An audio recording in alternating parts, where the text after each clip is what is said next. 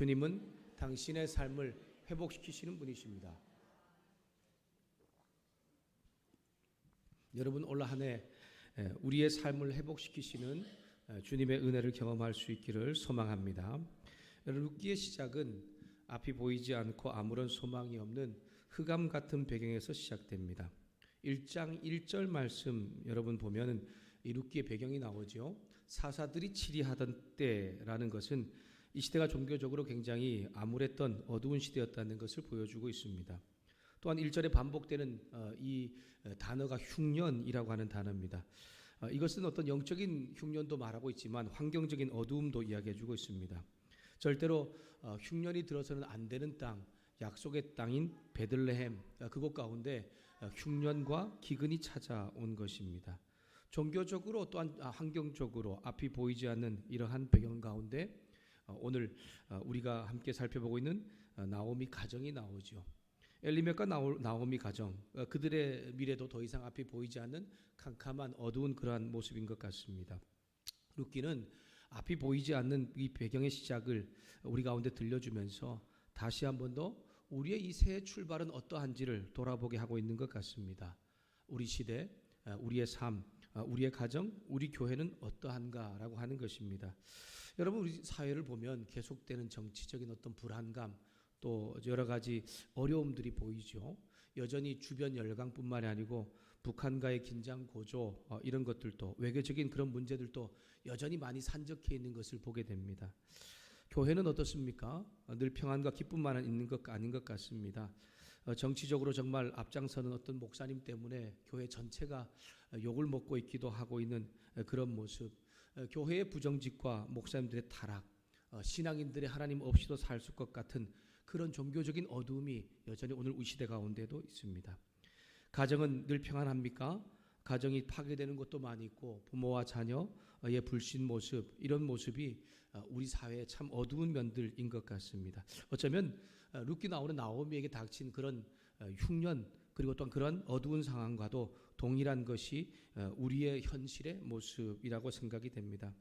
오늘 본문에서 인생의 가장 큰 흉년과 기근을 경험하고 있는 여인이 나오는데 그 여인이 나오미입니다. 여러분 엘리멜렉과 결혼한 이 나오미는 남편으로부터는 안정감과 보호를 받으면서 살았습니다. 그런데 그 여인의 가장 찾아온 고통과 고난은 흉년입니다. 실질적인 흉년입니다. 유다 베들레헴 땅에 엘리멜렉과 나오미 두 사람이 살고 있는 그 땅에 그냥 가장 정말 큰 흉년, 기근이 든 것입니다. 그래서 그들이 먹을 것이 없어서 먹을 것을 찾기 위해서 모압 땅으로 잠시 도피를 갑니다. 아마 엘리멜렉은 그 땅에서 영원히 살 생각은 없었을 것입니다. 그러나 계속해서 정말 이 베들레헴 땅에 흉년이 있다는 것을 듣고 있었기 때문에 그 땅에 쉽게 돌아오지 못합니다.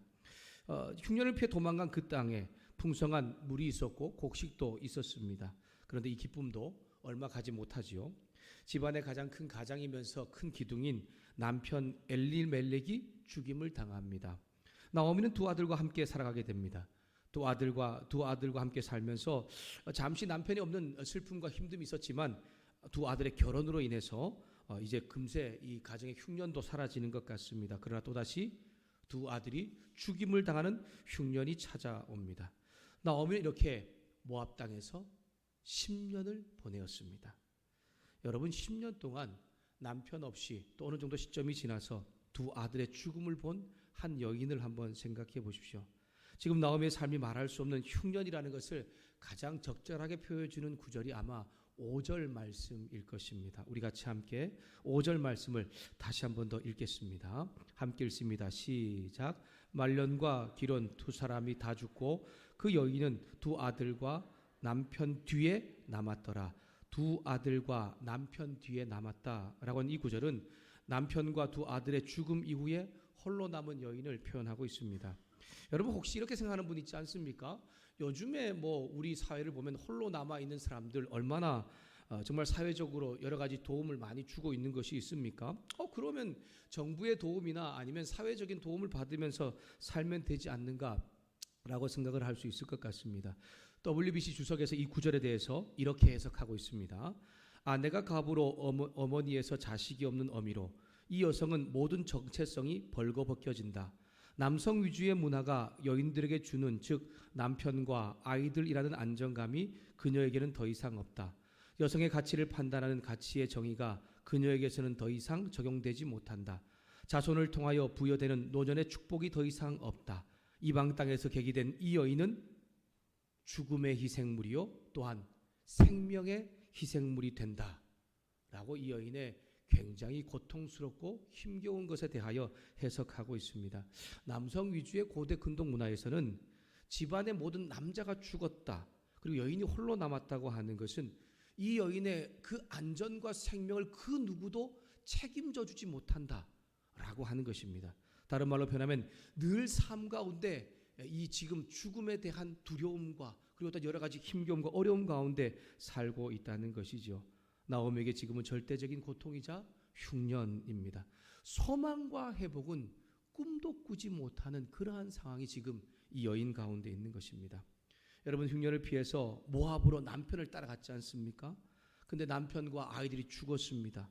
이 몰락한 가정 가운데 근데 이제 이 여인 가운데 기쁨의 소식이 하나 들려옵니다. 그것은 뭐냐면 하나님께서 유대 베들레헴에 다시 양식을 주셨다는 소식입니다.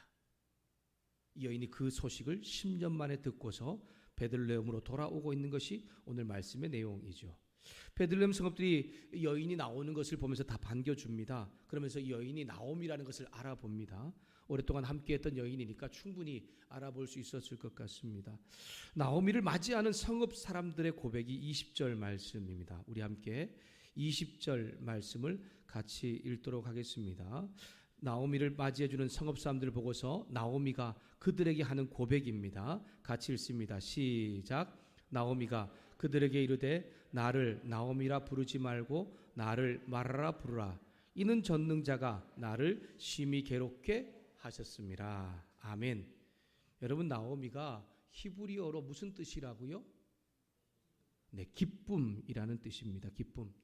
자신은 정말 아마 이 부모가 이 여인의 이름을, 이 아이의 이름을 지으면서 정말 기쁨 가운데 행복하게 살기를 소망했던 것 같습니다. 그래서 이 여인의 이름을 나오미라 지었습니다. 그러나 그는 자기 스스로 자기를 나오미라 부르지, 기쁨이라 부르지 말라고 합니다. 그리고 자신을 마라라고 그렇게 부르라고 하고 있습니다. 마라라고 하는 것은 쓰다, 괴롭다라고 하는 그런 단어이죠. 이스라엘 백성 출애굽 광야 때 이 광야 생활할 때 물이 없어서 물을 발견했는데 도저히 그 물을 써서 마실 수가 없는 거예요. 그래서 그 물의 이름을 뭐라고 불렀습니까? 마라라고 불렀습니다. 마라의 감정을 조금 더 명확하게 표현하고 있는 것이 있다면 20절 말씀에 보면 심히 괴롭게라는 것과 21절에 나를 괴롭게라고 하는 표현입니다. 이것은 최상급의 표현이죠. 다른 말로 표현하면 이 여인이 나보다 이렇게 더 고통스럽고 더 괴로운 사람은 없다라고 하는 것을 지금 내가 나의 이름을 나오미가 아닌 마라라고 부르라고 하면서 그렇게 말하고 있는 것입니다. 나오미 일생 가운데 가장 큰 흉년을 당했습니다. 더 이상 소망과 회복이 없는 괴로움의 상태입니다. 이 정말 어떤 것도 자신을 회복시켜 줄 수 없는, 어떤 환경도 어떤 사람도 자신을 이렇게 회복시켜 줄 수 없는 이때에 도저히 그 여인에게는 회복이 일어날 것 같지 않았습니다. 그런데 그때에 이 여인에게 희망과 회복의 소리가 들려오는 것입니다. 그것이 무슨 소리입니까? 하나님께서 자기 백성을 돌보사 베들레헴에 양식을 주셨다는 소식입니다. 그리고 추수할 때가 시작되었고 그 여인은 자기 며느리 롯과 함께 베들레헴으로 돌아오고 있는 것입니다. 루키 오늘 말씀부터 이제 나오미의 인생이 새롭게 회복되고 소망이 되는 인생으로 나타나기 시작합니다. 몰락한 나오미의 가정이었잖아요. 근데 그 가정이 다시 살아납니다. 그리고 그 가문이 회복됩니다. 며느리 롯은 누구와 결혼을 하죠? 보아스라고 하는 사람과 결혼해서 이스라엘의 위대한 왕인 다윗의 할아버지인 오벳을 낳는 진정한 가문의 회복이 일어나게 되는 것입니다. 더 나아가 나오미의 가문을 통해 하나님께서 이 세상을 영원히 회복시킬 구원자 예수 그리스도를 이 땅에 보내는 통로로 사용되고 있다는 것입니다. 그것이 바로 오늘 말씀의 시작으로 이루어지고 있습니다. 오늘 말씀에서 나오미가 진정한 회복자로 불려지기 위한 조건이 나오는 것이 있습니다. 우리가 오늘 그 말씀을 한번 살펴보려고 합니다. 그 조건을 우리가 함께 살펴보면서 올 한 해 우리의 삶 가운데도 그것이 잘 적용되어서 무엇보다도 한 해의 출발점과 우리의 한 해가 회복자로서의 경험의 삶을 살 수 있기를 주님의 이름으로 축복합니다. 첫 번째 나오미 인생의 참된 회복의 시작은 나오미 자신의 힘으로 더 이상 아무것도 할 수 없다는 것을 인정하고 고백할 때 시작되고 있습니다. 여러분, 나오미 자신의 상태를 가장 잘 표현하고 있는 그것이 어떤 구절? 21절 말씀에 보면 그렇게 나오고 있죠. 21절 말씀 우리 같이 함께 읽겠습니다. 21절 같이 읽습니다. 시작. 내가 풍족하게 나갔더니 여호와께서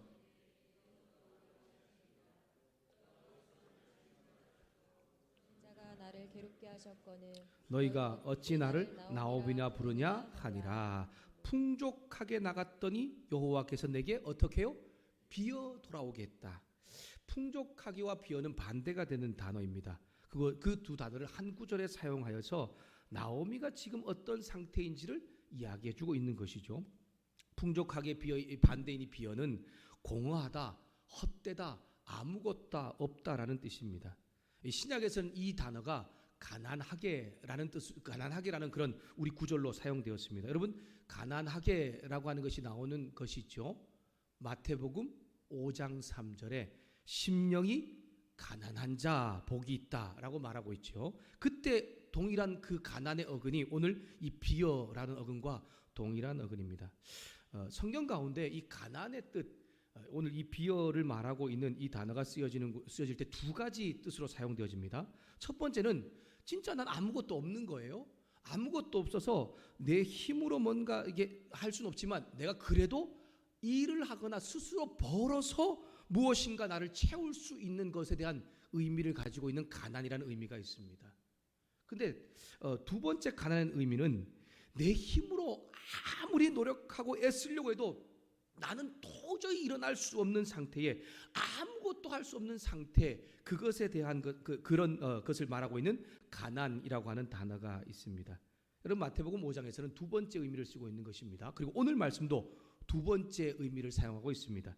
심령이 가난한 자, 그리고 오늘 비어라고 하는 것은 나의 힘으로는 도저히 일어날 수 없고 내 힘으로는 아무것도 할 수 없다라고 하는 것을 포함하고 있는 것이죠. 그래서 마태복음에 심령이 가난한 자는 복이 있나니 천국이 너희 것이라고 말할 때에 그때의 그 복은 무엇을 말하냐면 나는 내 힘으로 도저히 아무것도 일어설 수 없고 할 수 없는 상태에 있지만 하나님께서 나의 도움자 되심으로 인하여서 내가 살 수 있고 내 삶이 채워질 수 있기 때문에 복이 있다 말하고 천국이 그들의 것이라고 말하고 있는 것입니다. 여러분, 지금 나오미의 심정도 동일합니다. 비어라는 상태의 고백은 나는 더 이상 내 힘으로 아무것도 할 수 없고 내 어떤 주변에 어떤 나를 회복시킬 수 있는 것이 없다. 이 주변 어떤 환경도 나를 회복시킬 수 없다는 것입니다. 전적으로 하나님의 도우심과 은혜만이 나를 회복시킬 수 있음을 고백하고 있는 것입니다. 참된 회복의 시작은 무엇입니까? 내 힘으로, 내 능력으로, 내 어떤 주변의 것으로도 할 수 없다는 고백을 하는 것이죠. 나오미 자신의 모든 고난의 현 상황을 자신의 잘못된 선택임을 다시 한 번 더 고백합니다. 21절에 보니까 내가 풍족하게 나갔더니 여호와께서 내게 비어 돌아오게 하셨느니라. 여호와께서 나를 징벌하셨고 전능자가 나를 괴롭게 하셨다라고 고백합니다.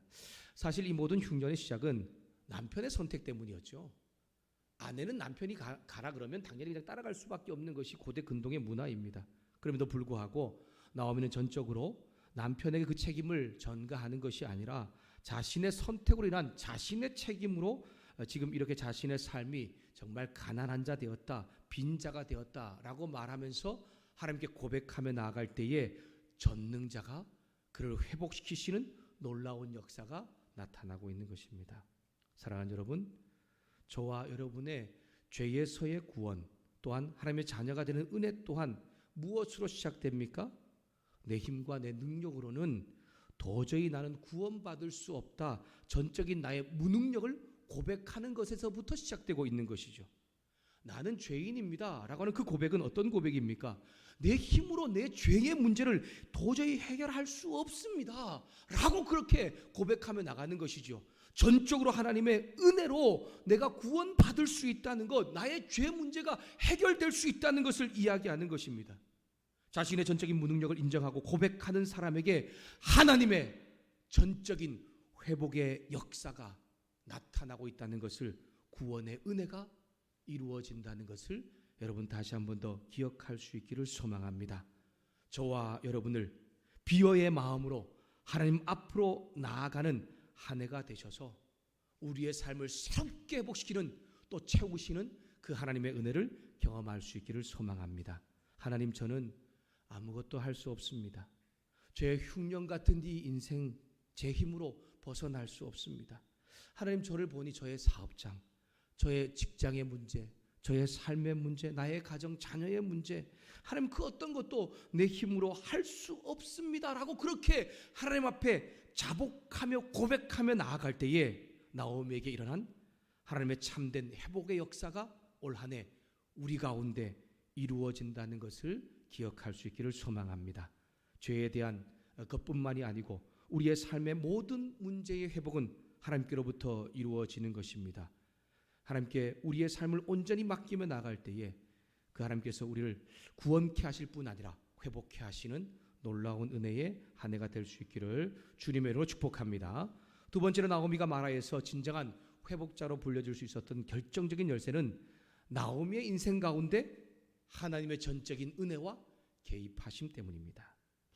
하나님은 먼저 나오미의 인생을 회복시키기 위해서 베들레헴 성읍에 여인들을 준비시켜 주십니다. 19절에 보니까 나오미와 그의 며느리 롯이 함께 베들레헴으로 돌아왔을 때에 일어난 반응을 말씀하고 있지요. 우리 19절 말씀을 다시 한 번 더 읽겠습니다. 19절 같이 읽습니다. 시작. 이에 사람이 베들레헴까지 갔더라. 베들레헴에 이를 때에 온 성읍이 그들로 말미암아 떠들며 이르기를 이가 나오미가 아니냐 하는지라. 아멘. 이 말은 온 성읍 사람들이 나오미를, 그리고 롯을 보고 한 반응입니다. 이 베들레헴 성읍의 여인들이 반응이 참 놀랍습니다. 여러분, 베들레헴으로 10년 만에 돌아온 나오미의 모습 한번 그려보십시오. 10년 전에 이제 흉년을 피해서 남편과 함께 그 베들레헴 땅을 떠났습니다. 근데 그때는 그래도 풍족하게 나갔습니다. 그런데 풍성하고 가득 채워졌던 그녀의 삶, 이제는 남편도 죽고 두 아들도 죽었습니다. 고생 끝에 자신의 힘으로 아무것도 할 수 없었지만 자신의 고향의 베들레헴에 다시 하나님께서 곡식을 주셨다는 소식을 듣고서 다시 돌아온 나오미. 근데 그녀는 얼마나 지금 괴로움과 고통 가운데 있었습니까? 흉년과 기근의 인생을 가지고 돌아온 그 나오미의 모습. 그런데 놀라운 것은 그를 기쁘게 반겨주는 베들레헴 성읍들 사람들입니다. 하나님은 먼저 그 사람들을 준비시켜 주셨습니다. 여러분, 여기서 떠들며라고 하는 이 단어는 흥분하여 말하다, 동요하다, 소란을 일으키다라는 뜻입니다. 이 단어가 동일하게 사용된 구약 성경 중에 하나가 사무엘상 4장 5절의 말씀입니다. 여호와의 언약궤가 진영에 들어올 때에 온 이스라엘이 큰 소리로 외치며 땅이 울린지라 할 때 이 외침에라는 단어가 오늘 룻기의 떠들며와 동일한 단어입니다. 흥분하여 말하다, 소란이 일어나다라는 뜻으로 사용되었습니다. 여러분, 사무엘상 4장 5절 말씀에 이 말씀은 정말 하나님의 언약궤가 전쟁 가운데에서 패전하고 있는 이스라엘 백성들 가운데 들어왔을 때에 그 백성들이 흥분과 기쁨, 행복과 즐거움, 그렇게 하나님 향한 감사를 외치고 있는 것이지 않습니까? 전쟁 가운데 그들은 당연히 지고 있었습니다. 근데 언약궤가 함께하기 때문에 이길 수 있을 것이라는 그러한 생각을 가지고서 언약궤가 진영에 도착했을 때에 이스라엘 백성들 가운데 나온 기쁨의 소리, 흥분의 외침인 것입니다. 그들의 외침과 흥분 소리가 얼마나 컸는지 여기 땅이 울렸다라고 그렇게 과장되어서 표현을 하고 있습니다. 베들레헴 성읍 여인들은 흉년으로 모압으로 떠났던 나오미가 10년 만에 돌아올 때에 고난 가운데, 정말 힘겨운 가운데 돌아온 것을 보고 외치고 있는 것이죠. 그리고 기뻐하면서 말하고 있는 것입니다. 이가 나오미가 아니냐라고 그를 반갑게 맞이하면서 자신의 일인 것처럼 그렇게 맞이하고 있습니다. 하나님은 나오미의 회복을 위하여서 이 여인들을 또한 이 사람들을 준비시켜 주십니다. 사랑하는 여러분, 우리 공동체도 누군가를 맞이할 때에 이런 정말 기쁨과 한호에 맞이할 수 있는 그러한 공동체가 되었으면 좋겠습니다. 여러분, 교회로 오는 사람들이 우리 교회 뭐 이렇게 처음 오는 사람들도 있고 또 그리고 가끔씩 오는 사람들도 있잖아요. 그런 사람들이 교회로 들어올 때에 누군가 자기를 알아주지 않으면 그렇게 어색할 수가 없거든요. 오래 다니는 사람들도 누군가 나를 좀 이렇게 맞아주거나 알아주지 않으면 참 이렇게 좀 쉽게 이렇게 교회 안에 들어오는 것이 쉽지가 않지 않습니까? 교회로 들어온 모든 사람들이 우리의 정말 반갑다, 이게 같이 예배드릴 있어서 좋다라고 하는 이런 기쁨의 외치를 소리를 듣는다면 아마 더 안정감과 따뜻함과 평안을 얻는 교회와 성도가 되지 않을까라는 생각을 해봅니다. 그리고 이런 공동체 가운데 하나님의 회복이 일어나지 않겠습니까? 하나님께서 마로 같은 나오미를 진정한 회복자를 시켜주기 위해서 베들레헴 생읍의 사람들을 준비시켜 주실 뿐 아니라 하나님의 전적인 개입하심을 나타내고 있습니다. 그 말씀이 바로 6절과 22절의 말씀입니다.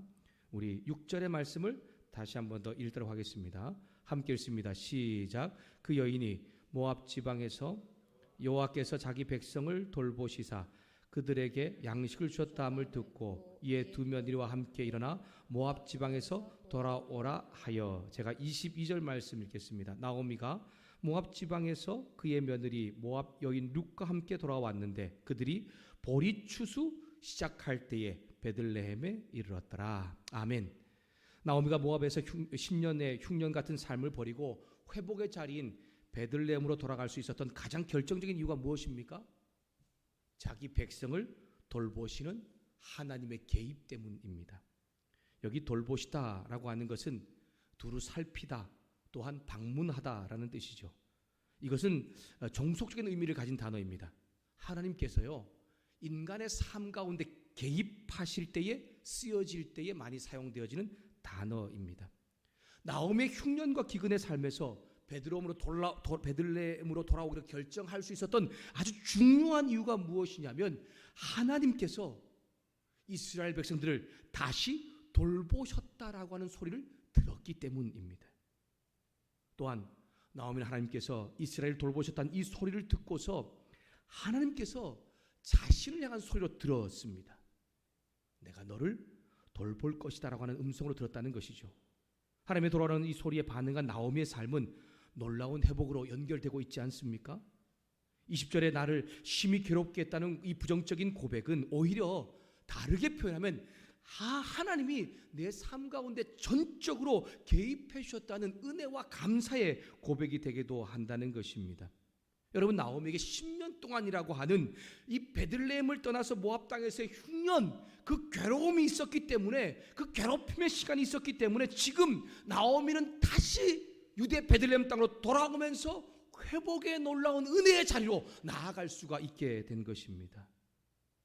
모압 땅에서의 하나님의 괴롭히심, 그것은 나오미의 인생 가운데 하나님의 방문하심과 하나님의 전적인 개입하심이며 또한 이스라엘을 회복시켜 주심 또한도 하나님의 전적인 돌보심과 개입하심이라는 것을 오늘 우리 가운데 가르쳐주고 있는 것입니다. 사랑하는 여러분, 올 한 해 우린 출발점에서 저와 여러분의 인생도 내가 무엇인가를 좀 잘못할 때, 또 내가 무엇이 하나님께 정말 죄악된 것들을 지음에 인해서 하나님과 좀 이게 멀어져 있을 때는 내 삶을 괴롭게 하시는 하나님을 경험했으면 좋겠고, 또한 내 인생 가운데 정말 회복할 수 없을 그러한 상황이 있다 할지라도 하나님께서 회복케 하는 소리와 말씀을 들을 수 있는 그 개입하심을 경험할 수 있는 한 해가 될 수 있기를 주님의 이름으로 축복합니다. 저와 여러분의 진정한 삶의 회복은 하나님의 개입하심으로 가능합니다. 하나님의 개입하심이 아니라면, 하나님께서 함께하지 않는다면 절대로 실패자에서 성공자의 삶으로 살아갈 수 없습니다. 올 한 해 항상 하나님의 회복을 경험할 수 있는, 그래서 하나님의 회복을 외치며 살아갈 수 있는 우리의 인생이 될 수 있기를 소망합니다. 여러분 한번 생각해 보십시오. 저와 여러분이 하나님의 자녀라고 하는 증거가 무엇입니까? 내가 하나님의 자녀라고 고백하는 것도 물론 그 증거가 될 수 있겠지요. 근데 내가 정말 하나님의 자녀라고 그렇게 이렇게 드러낼 수 있는 것은 무엇입니까? 전 다른 게 아니라 하나님께서 내 삶을 개입하시는 것으로만 고백할 수 있다고 생각합니다. 여러분, 내가 우리 삶 가운데 바른 말씀대로 살 때가 있죠. 그런데 말씀대로 살지 못할 때가 어긋난 길을 갈 때가 있다는 것입니다. 우리 일주일 동안 신년 특별 저녁 기도회 하면서 칭찬 듣는 교회도 있었지만 책망받는 교회도 있었지 않습니까? 근데 주님께서는 그들 가운데 말씀으로 찾아오셔가지고 그들에게 다시 한 번 더 회복과 돌이킬 것을 이야기해 주고 있습니다. 여러분, 그런데 한번 생각해 보십시오. 내가 지금 이렇게 잘못된 길, 책망받을 일을 하고 있음에도 불구하고 내 삶 가운데 아무런 하나님의 개입하심이 없다. 여러분, 그게 가장 무서운 것입니다.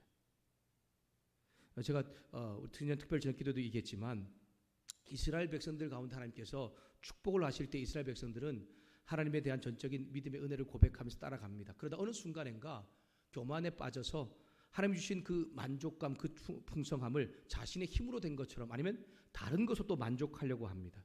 그럴 때 하나님은 그들 가운데 개입하시죠. 자신을 돌아보게 하고 또한 하나님께서 그들과 함께 하신다는 것을 다시 깨닫게 하면서 돌아오라고 말합니다. 근데요, 그 경고와 그 회개에 대한 음성을 듣지 않을 때 하나님은 그들을 심판하시고 또는 완전히 내버려 둘 때도 있다라고 하는 것입니다. 여러분, 하나님께서 나를 괴롭게 하는 것, 그것이 내 인생에 개입하시는 하나님의 은혜라는 것을 기억할 수 있기를 소망합니다. 이러한 하나님의 괴롭히심과 개입하심이 내 삶 가운데 있을 때에 저와 여러분은 다시 한 번 더 회복된 인생, 회복자로 살아갈 수 있는 것입니다. 2020년 저와 여러분의 삶과 가정 그리고 우리 교회 가운데 진정한 회복이 일어날 수 있기를 주님의 이름으로 축원합니다. 저의 삶과 우리 가정, 우리 교회에 진정한 회복이 일어나기 위해서는 내가 아무것도 할 수 없습니다. 나는 정말 가난한 자, 나는 정말 비어있는 자입니다 라는 고백과 더불어서 하나님의 전적인 개입하심을 경험함으로 일어날 수 있다는 것을 기억하면서 하나님의 괴롭히심과 개입하심을 통하여서 회복자와 축복된 인생으로 살 수 있는 우리의 삶이 될 수 있기를 주님의 이름으로 축원합니다. 기도하겠습니다.